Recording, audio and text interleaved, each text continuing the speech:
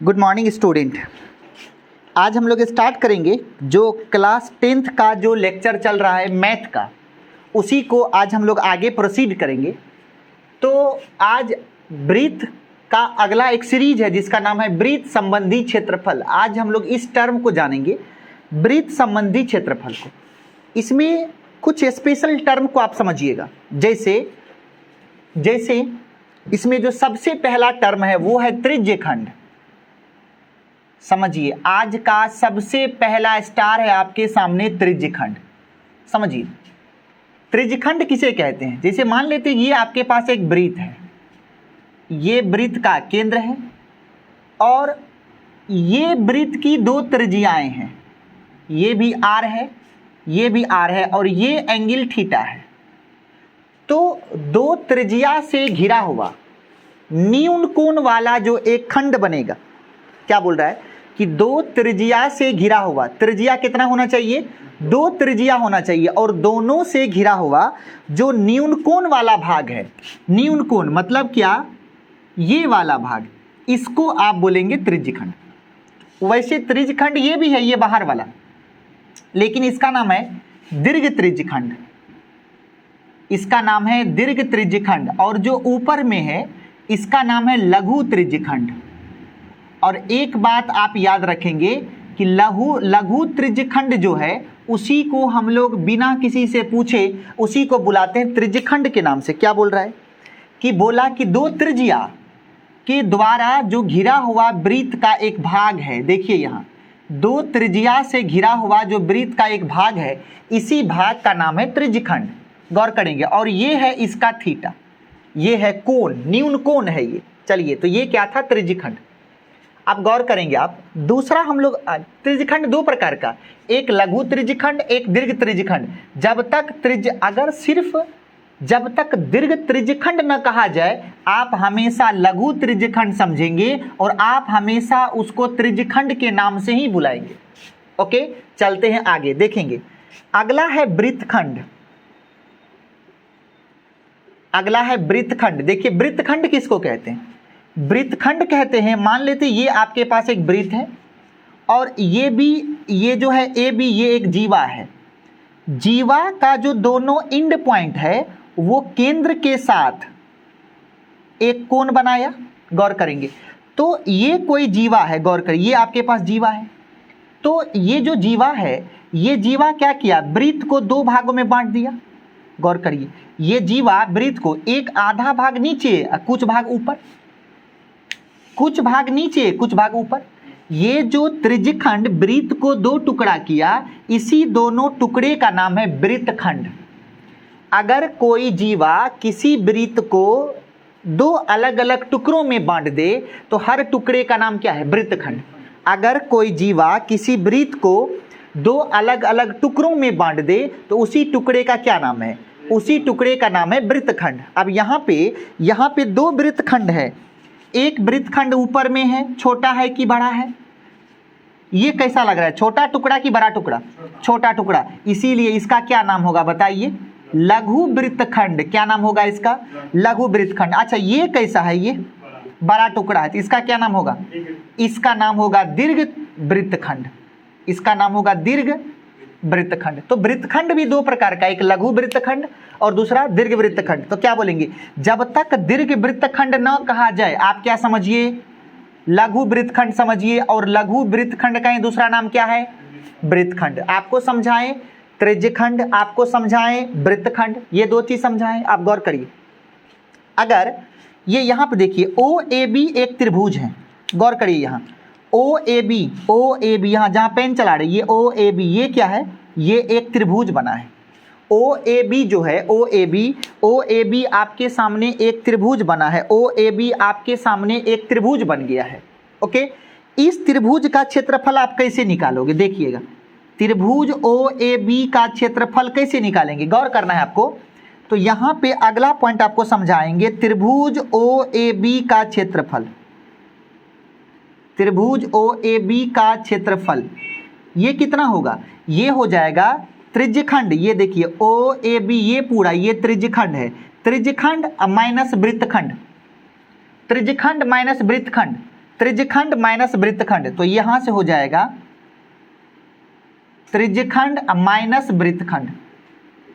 इस रिलेशन में आपसे जो पूछेगा वो आप निकाल सकते हैं। अगर बाय द वे यहां से वृत्तखंड पूछेगा, वृत्तखंड का क्षेत्रफल बराबर, तो आप क्या लिखेंगे, आप लिखेंगे त्रिज्यखंड, वृत्तखंड को इधर ले आएंगे तो त्रिभुज उधर चला जाएगा, तो ये हो जाएगा त्रिज्यखंड का क्षेत्रफल, त्रिज्यखंड का क्षेत्रफल माइनस, माइनस क्या होगा, त्रिभुज का क्षेत्रफल। अगर हम लोग त्रिज्यखंड के क्षेत्रफल में से ओके, तो हम लोग ये देख रहे थे कि यहाँ पे क्या बनेगा, वृत्तखंड का क्षेत्रफल बराबर त्रिज्यखंड का क्षेत्रफल माइनस त्रिभुज का क्षेत्रफल। ये भी एक बहुत इंपॉर्टेंट फॉर्मूला है, बहुत इंपॉर्टेंट फॉर्मूला है। ओके चलिए, अगला टर्म हमने आपको सिखाया था परिधि, कि परिधि किसे कहते हैं। तो आपको बताए थे कि परिधि कहते हैं बाउंड्री को, और वो कितना होता है, वो होता है c बराबर 2 पाई r, जहां r त्रिज्या है, या c बराबर पाई गुना d, जहां d व्यास है। उसके बाद हमने पढ़ाया था आपको वृत्त का क्षेत्रफल। वृत्त का क्षेत्रफल, वृत्त का क्षेत्रफल क्या होता है, वृत्त का क्षेत्रफल होता है पाई इंटू आर स्क्वायर। गौर करिए, वृत्त का क्षेत्रफल क्या सिखाए थे, वृत्त का क्षेत्रफल सिखाए पाई आर स्क्वायर। अब जरा इसका प्रूफ करके दिखाते हैं, वृत्त का क्षेत्रफल कैसे।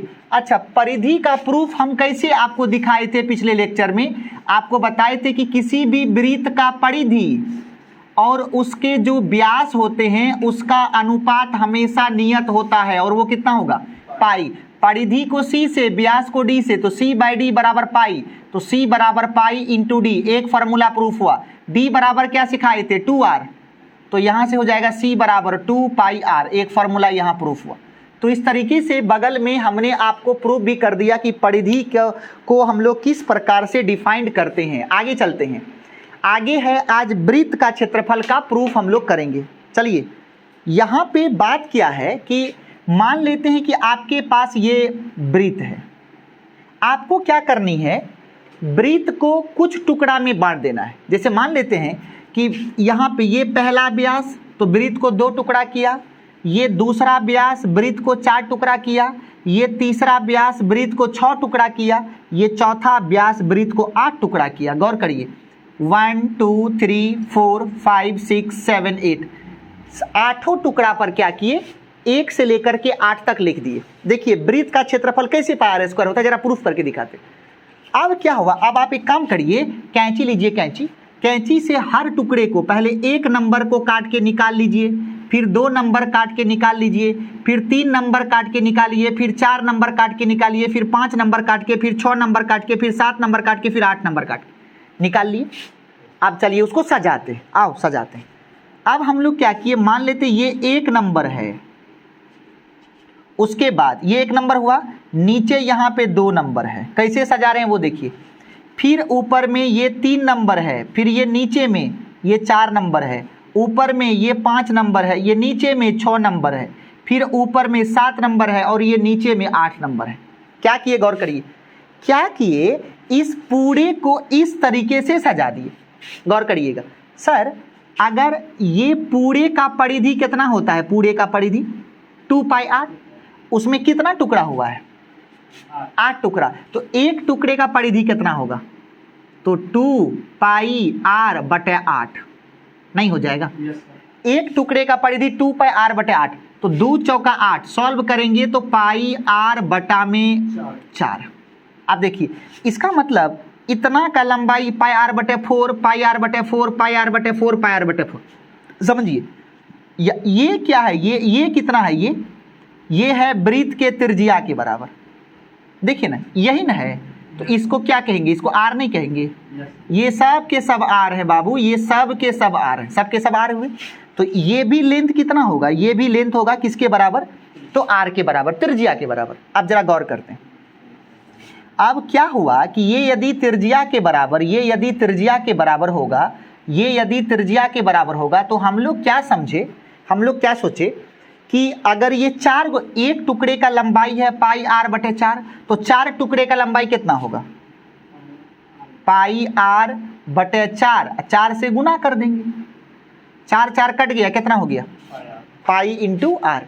अब बोला कि यदि हम इस आकृति को आयत समझें, लिखता है मैथ लिखता है कि यदि दिए गए आकृति को आयत समझा जाए, आकृति को क्या समझा जाए, आयत समझा जाए। समझिए बहुत इंपॉर्टेंट पॉइंट है। यदि दिए गए आकृति को एक आयत समझा जाए तो आयत का क्षेत्रफल क्या पढ़ा, आयत का क्षेत्रफल क्या पढ़ा, लंबाई गुना चौड़ाई। बताइए यहाँ तो आयत का क्षेत्रफल उतना ही होगा जितना ये 8 गो टुकड़ा का होगा, और यही 8 टुकड़ा मिलकर के तो वृत्त बना था। इसका मतलब आयत का जितना क्षेत्रफल होगा उतना ही क्षेत्रफल किसका होगा, वृत्त का क्षेत्रफल। इसका मतलब वृत्त का क्षेत्रफल भी लंबाई गुना चौड़ाई।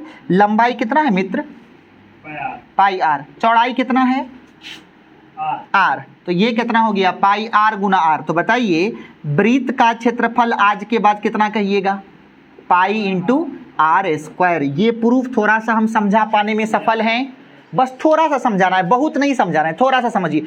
थोड़ा थोड़ा करके इतना समझा देंगे कि बस आसमान में आप पहुंच जाओगे। ओके, इसको एक बार खूब गंदी नजर से देखिए। वृत्त का क्षेत्रफल कितना हो गया, पाई आर स्क्वायर। अच्छा, यहाँ पे त्रिज्यखंड समझाए कि 2 त्रिज्या से घिरा हुआ जो वृत्त का टुकड़ा होगा उसी को क्या बोलेंगे, त्रिज्यखंड। इसको पता है थीटा को क्या कहते हैं, थीटा को कहते हैं त्रिज्यखंड कोण। त्रिज्यखंड का कोण, थीटा को क्या कहेंगे, त्रिज्यखंड का कोण। ये वृत्तखंड, वृत्तखंड किसे कहते हैं, मान लीजिए कोई जीवा है तो जीवा क्या करेगा, वृत्त को टुकड़ा करेगा। तो वृत्त का एक टुकड़ा थोड़ा सा छोटा, एक टुकड़ा थोड़ा सा बड़ा। अगर वही जीवा व्यास हो जाएगा तो 2 आधा आधा टुकड़ा हो जाएगा, बराबर बराबर हो जाएगा। तो इसका मतलब है, इसका क्या मतलब है, इसका मतलब ये है कि अगर ये जीवा जो छोटा टुकड़ा है उसका नाम लघु वृत्तखंड, जो बड़ा टुकड़ा है उसका नाम दीर्घ वृत्तखंड। लेकिन हम क्या समझाए, हम ये समझाए कि रियल में वृत्तखंड लघु वृत्तखंड को ही कहते हैं। समझ रहे हैं, अगर ये जो वृत्तखंड है वो लघु वृत्तखंड को ही वृत्तखंड कहते हैं। उसके बाद वृत्तखंड का क्षेत्रफल त्रिज्यखंड का क्षेत्रफल माइनस त्रिज्यखंड कौन हो गया, ये पूरा ओ बी, यहाँ ए से ये पूरा त्रिज्यखंड में से ये त्रिभुज घटा देंगे तो क्या निकल जाएगा मेरा वृत्तखंड। और ये एंगल कितना मानेंगे, ये एंगल मानेंगे आर। नहीं सही, चलते हैं आगे। अब उसके बाद परिधि 2 पाई आर या पाई डी वगैरह वगैरह, वृत्त का क्षेत्रफल पाई आर स्क्वायर, उसका प्रूफ किए। चलिए अब थोड़ा सा आगे बढ़ते हैं। अगर वृत्त जो है वो अर्धवृत्त रहेगा तो बताइए अर्धवृत्त का क्षेत्रफल क्या होगा। आप सभी से निवेदन है, फटाफट बताइए अर्धवृत्त का क्षेत्रफल क्या होगा। चलिए अगला स्टार है अर्धवृत्त का क्षेत्रफल। अर्धवृत्त का क्षेत्रफल क्या होगा, तो क्या हो जाएगा, पाई आर स्क्वायर बटा 2। नहीं हो जाएगा। अर्धवृत्त देखने में कैसा होगा, अर्धवृत्त देखने में ऐसा होगा, ऐसा ही ना होगा। इसका रेडियस ये हो गया आर, तो उसका क्षेत्रफल कितना हो गया, पाई आर स्क्वायर बाय 2। आप देखिए एक चतुर्थांश का क्षेत्रफल, एक चतुर्थांश का क्षेत्रफल, एक चतुर्थांश का मतलब इतना, वृत्त का 1/4, इसका कितना होगा क्षेत्रफल।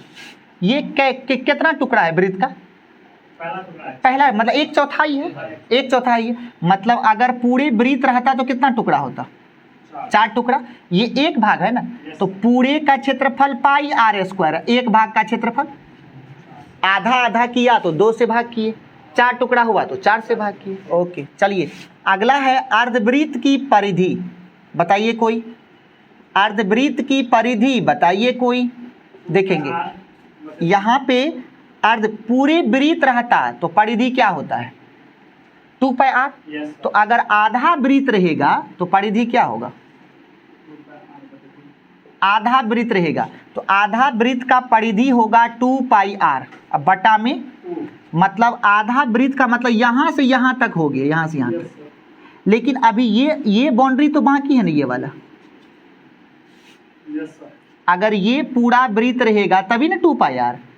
तो आधा किए तो इतने थोड़ा निकला 2 पाई आर बाई 2। ये बाउंड्री तो बाकी है, ये कितना होगा, ये हो जाएगा आर प्लस आर, 2r। तो ये हो जाता है 2 पाई आर बाई 2 प्लस 2r, मतलब 2 2 कट गया, पाई आर प्लस 2r। ये है किसका परिधि, अर्धवृत्त की परिधि है कितना, पाई आर प्लस 2r। इस सब बात को समझिए, दिमाग में बैठाइए। ये क्या है, 2 पाई आर बाई 2 ये तो यहाँ से यहाँ तक ना निकला, उसमें ये आर, आपने क्या बोला था, परिधि तो बाउंड्री है, तो पूरा बाउंड्री पर चलिएगा तभी ना पूरा बाउंड्री मिलेगा। तो यहाँ से यहाँ तक जाने का 2πr/2 मतलब पाई आर, फिर यहाँ से यहाँ आर, फिर यहाँ से यहाँ आर, तो pi R plus R plus R, तो पाई आर प्लस 2r। ये है किसका, अर्धवृत्त की परिधि। चलिए जल्दी से यहाँ तक आप एक बार नजर गड़ा के देखिए, तब तक हम यहाँ से मिटाते हैं और आपको बहुत आगे लेके चलते हैं, हम आपको बहुत आगे लेके चलते हैं। चलिए चलिए हम लोग बढ़ते हैं आगे, चलिए हम लोग बढ़ते हैं आगे, चलिए हम लोग बढ़ते हैं आगे, चलते हैं। अगला जो होगा, अब जो हम लोग पढ़ने वाले हैं वो हम लोग पढ़ेंगे त्रिज्यखंड का क्षेत्रफल। गौर करिएगा, त्रिज्यखंड का क्षेत्रफल या त्रिज्यखंड की परिधि। देखिएगा अगला है चाप की परिधि, चाप की परिधि, एकदम गौर करिएगा, चाप की परिधि, इसको समझिए। जैसे अगर ये वृत्त पूरा होता तो परिधि कितना होता, 2πr। मेरे हर बात को समझिए, अगर ये वृत्त पूरा होता तो परिधि कितना होता, परिधि होता 2 कितना बोले 2πr। तो लेकिन आज जो चाप है, ये वृत्त का त्रिज्या r, ये भी वृत्त का त्रिज्या r, और त्रिज्यखंड कोण कितना है, थीटा। ये हो गया a और ये हो गया b और ये है आपका केंद्र O। a से ये जो चाप है ना ये b, इसका परिधि निकालना है। गौर करिए सर, अगर हम केंद्र पर पूरा कोण बनाए तो कितना होगा कोण, 360 डिग्री। इस यहाँ किसी भी बिंदु पर कितना कोण बनता है, तो अगर ये पूरा कोण 360 डिग्री होता तो परिधि 2πr होता। मतलब पूरे कोण में आप पूरे परिधि में घूमेंगे, पूरे वृत्त में घूमेंगे, तभी ना आप लिखेंगे 2πr। आप अगर पूरे वृत्त में घूमेंगे तब आप क्या लिखेंगे 2πr। लेकिन आपने घूमनी है कहाँ, A से लेकर के B तक। तो हम ये समझा रहे थे कि यदि कोण 360 डिग्री हो तो परिधि कितना होगा, 2πr होगा। क्या ये समझे हैं? तो बताइए यदि कोण 1 डिग्री हो तो परिधि कितना होगा, बताइए जल्दी से। नहीं समझे होंगे, 2πr/360। तो लेकिन कोण कितना है, थीटा। तो यदि थीटा कोण होगा तो परिधि कितना होगा, तो ये हो जाएगा 2πr/360 डिग्री गुना थीटा डिग्री। नहीं हो जाएगा? आप समझिए, ये जो थीटा डिग्री के लिए परिधि निकला है, तो थीटा के लिए जितना परिधि होगा उसी को बोलते हैं चाप की परिधि। देखिए ना, थीटा कोण के लिए जितना परिधि होगा उसी को आप क्या बुलाते हैं, चाप की परिधि। तो इसी को लिखते हैं चाप की परिधि। चाप की परिधि बराबर, इसको सजा के लिख देते हैं, गौर करिएगा सब लोग, θ/360 डिग्री गुना 2πr। ये फॉर्मूला हुआ। आप गौर करिए, इसी फॉर्मूला, ये ऑब्जेक्टिव में पूछेगा ही पूछेगा, तो टिक मार कि ना मार कोई मतलब नहीं है। 2 से काट दो तो θ/180 डिग्री गुना कितना हो गया, πr। आपके मन में जो स्टैंडर्ड लगे वो याद रखिए। अच्छा बताइए, तो पाई का वैल्यू आप कितना लीजिएगा, 22/7 लेंगे या 3.14 लेंगे। अब आपसे पूछेगा कि यदि कोण 60 डिग्री हो तो चाप की लंबाई बतावे। समझिए, चाप की लंबाई बतावे। कोण कितना दे दिया, 60 डिग्री। तो इसका मतलब ये किसका मान है, थीटा का। तो चाप की लंबाई मतलब चाप की परिधि मतलब चाप की लंबाई। चाप की लंबाई का फॉर्मूला क्या सिखाए हैं, θ/360 गुना 2πr। तो यहाँ पे r दिया रहना चाहिए, मान लेते हैं r दे दिया 7 मीटर, कोई बात नहीं है। तो थीटा के जगह पे 60 डिग्री बटा 360 डिग्री, 2 पाई के जगह पे 22/7, r के जगह पे 7। नहीं है सही, r के जगह पे 7, 7 कट गया। देखिए 0 0 कट गया, 6 के 36 कट गया, और 2 तिया 6 कट गया। कितना हो गया आंसर, 22/3 मीटर। 22/3 मीटर, नहीं समझे होंगे। तो इस प्रकार का सवाल, ये दोनों फॉर्मूला बहुत इंपॉर्टेंट, आज का ये दोनों फॉर्मूला बहुत इंपॉर्टेंट। चाप की लंबाई पूछे या चाप की परिधि पूछे, आपसे चाप की लंबाई पूछे या आपसे चाप की परिधि पूछे, दोनों बात सेम है। और वो कितना होगा, वो होगा θ/360 गुना 2πr। ओके, चलिए जल्दी से नोट करेंगे सब लोग, क्विकली नोट करेंगे, क्विकली नोट करेंगे हम लोग। वृत्त संबंधी क्षेत्रफल हम लोग चला रहे हैं, वृत्त संबंधी क्षेत्रफल को आज हम लोग चला रहे हैं। चलते हैं आगे, चलिए बढ़ते हैं आगे, हम लोग बढ़ते हैं आगे। अब हम लोग डिस्कस करेंगे और बढ़ेंगे आगे। देखिए, तो अगला जो कहानी है वो है त्रिज्यखंड का क्षेत्रफल। अगला हेडिंग दीजिए, त्रिज्यखंड का क्षेत्रफल। बहुत सस्ता है, एक रत्ती भी डर नहीं है, एक रत्ती भी भारी नहीं, बच्चा वाला चीज है। क्या लिखे हैं, त्रिज्यखंड का क्षेत्रफल। चल सबसे पहले त्रिज्यखंड तू हमें बना के दिखा रे बाबू मुशाए। ये क्या है, केंद्र है, बोल हाँ। ये त्रिज्या है r, ये भी त्रिज्या है r, ये बोल तो क्या है, थीटा। मतलब त्रिज्यखंड कौन है, ये पूरा का नाम है त्रिज्यखंड, ये पूरा, इसी का क्षेत्रफल चाहिए। अब बताइए ये पूरा वृत्त कब बनेगा, जब थीटा हो जाएगा 360। पूरा एक फेरा घूम जाएंगे तो पूरा वृत्त हो जाएगा। तो हम ये लिखना चाहते हैं कि यदि कोण 360 डिग्री होता तो क्षेत्रफल कितना होता, πr²। चेक करो ना, अरे ये पूरा यहाँ पे देखना, एक बार छोटू यहाँ देखना, ये यहाँ से यहाँ जाके यहाँ पूरा, ये कितना आया, तभी ना पूरा वृत्त शामिल होगा। अब पूरा वृत्त का क्षेत्रफल कितना पड़ा, तो बताइए। इसीलिए यदि कोण 1 डिग्री होता तो क्षेत्रफल बोल तो कितना होता, πr²/360 डिग्री। नहीं समझा होगा। आप बताइए यदि कोण थीटा, लेकिन कितना कोण है भाई, कोण कितना है यहाँ, थीटा। तो थीटा कोण होता तो क्षेत्रफल कितना होगा, बोल πr²/360 डिग्री या गुना थीटा डिग्री। नहीं है सही। यही जो थीटा डिग्री का जो क्षेत्रफल होता है ना, उसी को बोलते हैं त्रिज्यखंड का क्षेत्रफल। क्या बोलते हैं, त्रिज्यखंड का क्षेत्रफल। क्या बोलते हैं, त्रिज्यखंड का क्षेत्रफल। ये कितना होगा, इसको सजा देते हैं, गौर करो, θ/360 इंटू πr²। नहीं समझा। लेकिन एक बात पता है, ये त्रिज्यखंड को का रियल में नाम क्या है, बताए थे। रियल में त्रिज्यखंड कौन है, लघु त्रिज्यखंड है। सुनिए, अब यदि बाय द वे कभी दिमाग का माथा गर्म हो जाए, आपसे दीर्घ त्रिज्यखंड पूछ दे, आपसे दीर्घ त्रिज्यखंड का क्षेत्रफल पूछ दे, जानते हो हम क्या बोलेंगे, हम बोलेंगे सर एक काम करिए, पूरा वृत्त में से लघु घटा दीजिए। नहीं कर देंगे। देखिए ना, हम क्या बोलेंगे, πr²। ये किसका क्षेत्रफल है, वृत्त का।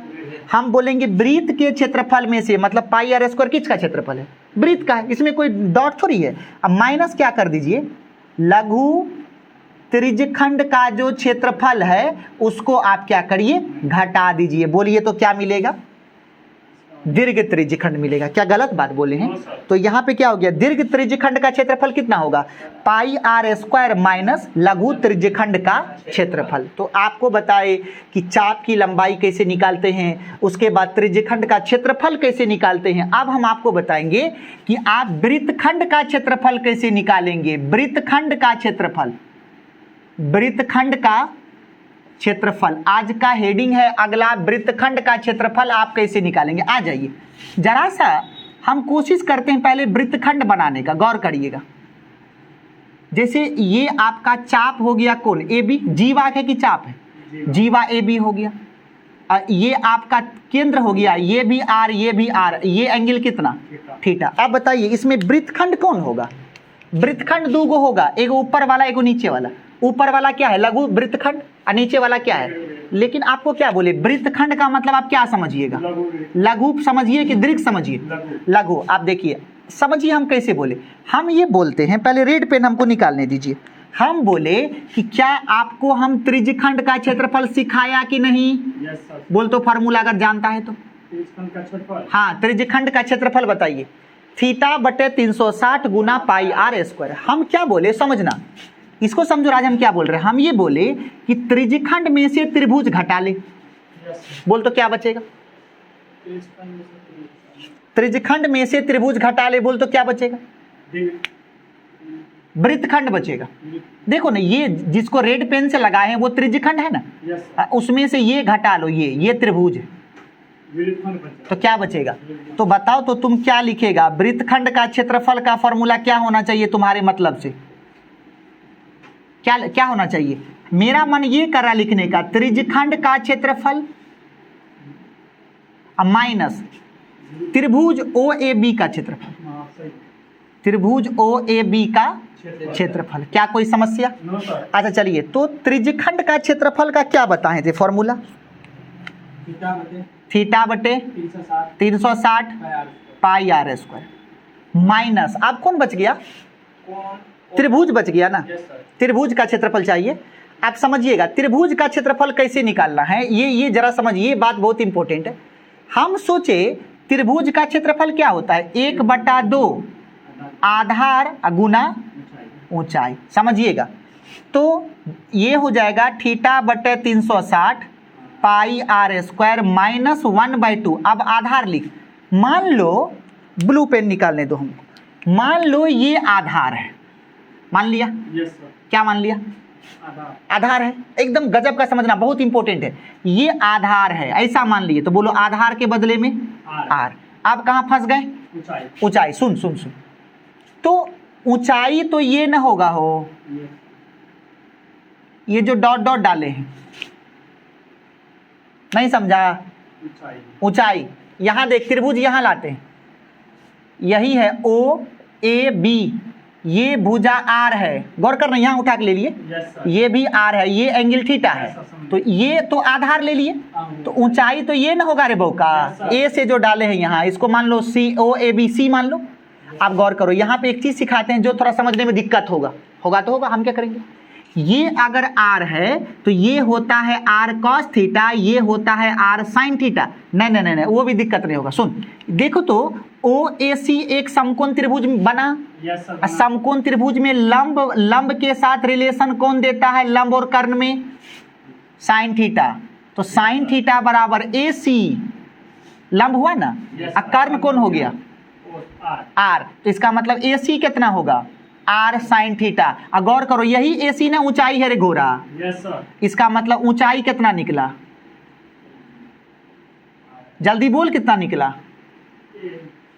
R sin थीटा, नहीं निकला, तो हम ऊंचाई के जगह पे क्या रखेंगे, R sin थीटा। बोल तो वृत्तखंड क्या बन जाएगा, थीटा बटा 360 पाई R square minus 1/2 R square sine theta. गजब हो जाएगा, ये किसका क्षेत्रफल हो गया, वृत्तखंड का क्षेत्रफल हो गया। अब समझ, लेकिन एक बात समझना पड़ेगा, ये लघु का है कि दीर्घ का रे, ये लघु का है, तो जब तक दीर्घ कहाँ नहीं जाए तब तक नहीं मानेंगे। अगर इसका मतलब यदि दीर्घ वृत्तखंड कोई पूछा गुस्सा में, तो तुम क्या बोलेगा, तुम बोलेगा कि वृत्त का क्षेत्रफल निकाल ले भैया, उसमें से किसको घटा दे, लघु, अथी नहीं, लघु वृत्तखंड को घटा दे, अथी नहीं करना है, क्या करना है, लघु वृत्तखंड तू घटा दे, नहीं निकल जाएगा, क्या निकल जाएगा, दीर्घ वृत्तखंड। सोच के देखो ना, अरे भैया अगर इतना ठो निकाल लिया तुम, उस पूरे वृत्त में से इतना घटा देगा तो दीर्घ का निकल जाएगा। अगर पूरे वृत्त में से तुम छोटे वाले को घटा दिया तो किसका निकल गया, दीर्घ वृत्तखंड का क्षेत्रफल निकल गया। एक बार बढ़िया से क्विकली नोट करिए सब लोग, क्विकली सब लोग नोट करेंगे, क्विकली नोट करेंगे क्योंकि हम लोग बोर्ड को साफ करेंगे, क्विकली नोट करेंगे, हम लोग बोर्ड को साफ करेंगे। नोट कर लिए, नोट जल्दी से करिए, नोट जल्दी से करिए, क्योंकि अब हम आपको होमवर्क देने वाले हैं। आपको जो होमवर्क मिलेगा इसमें कितने चैप्टर हो गए, 3 ना, 12.1, 12.2 और 12.3। ओके, तो आप सबसे पहले डिस्कस कर लेंगे 12.1, आप सबसे पहले बनाएंगे 12.1। हम लोग एक एक करके सारे एक एक करके चैप्टर वाइज को हम लोग डिस्कस करेंगे। चलिए नोट कर लिए सब लोग, अब आप सब लोग होमवर्क लिखिए। होमवर्क को जब पहले तो आप इस पूरे लेक्चर को ध्यान से देखिए, ध्यान से देखेंगे, 2 बार 3 बार 4 बार करके देखिए, 2 बार 3 बार 4 बार करके देखेंगे। देखने के बाद आप उल्टेंगे एनसीईआरटी को और उसमें होमवर्क लेंगे। सबसे पहले 12.1 को बनाएंगे, फिर आप 12.2 को बनाएंगे, फिर आप 12.3 को बनाएंगे, क्योंकि जैसे ही आप 12.1 बनेगा उससे पहले ही आप तक लेक्चर 12.1 का सॉल्यूशन जा चुका होगा, फिर आपको 12.2 का सॉल्यूशन मिलेगा, फिर आपको 12.3 का सॉल्यूशन मिलेगा। इसीलिए हम आपसे ये निवेदन करेंगे कि सभी के सभी बच्चे पहले तो जितना थ्योरी पर आए, थ्योरी को बार बार रिपीट करिए, बार बार 2 बार 3 बार 4 बार लेक्चर को देखना है, उसके बाद उसको लिखना है, फिर बार बार जितना आप पढ़े हैं, फिर कहीं भूल रहे हैं, फिर लेक्चर को देखना है। आप देखिए, बार बार रिपीट करिए, क्योंकि 9th 10th का मैथ जितना जबरदस्त होगा, 9th 10th का साइंस जितना जबरदस्त होगा, 11th 12th वैसा ही मक्खन लगेगा पढ़ने में। Okay, thank you so much. तो हम लोग अगला लेक्चर फिर कल स्टार्ट करेंगे। Thank you.